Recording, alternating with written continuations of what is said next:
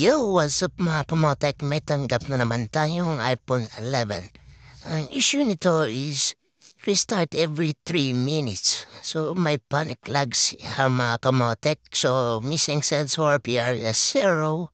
So babaklasin natin. So ang issue nga pala nito is palaging nagre-restart. Paulit-ulit shutdown, restart, shutdown. Upon checking guys. Yung suspect natin is yung charging port. Pero, hindi sa lahat ng Paris Hero is charging port yung sira. So, pinapaklas na natin charging port para upang matest natin kung sa charging port ba yung sira. Or tawag natin yung charging flex.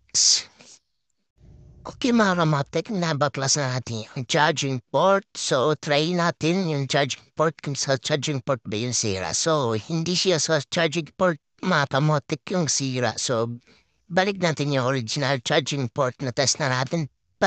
Same pa rin siya na apply nagre-restart. So, tatlong charging port, charging flex na ating try.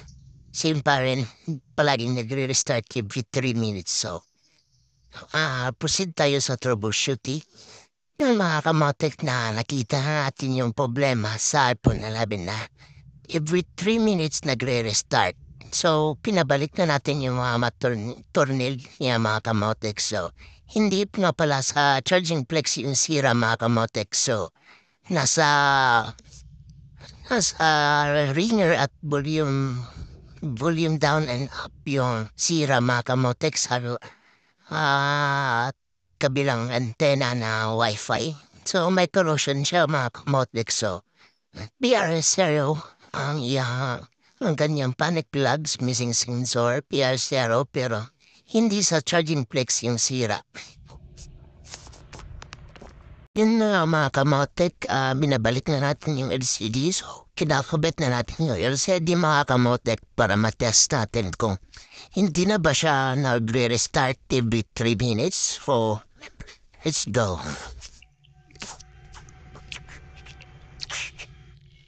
At yun na mga kamotek, so try natin. So, ito yung kanyang problema mga kamotek sa kanyang ringer. So, test na natin 3 minutes. Oh, okay na yung mga kamotek.